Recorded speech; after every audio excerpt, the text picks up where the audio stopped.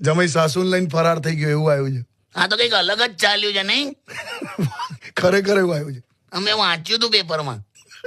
અમારી વખતે કેવું હતું, હા છોકરી જોવા જાય ને હા. તો છોકરીની નાની બેનને સંતાડી દેતા હતા. હે એવું હાલ આ લલચાઈ જાય અમુક આ પુરુષો.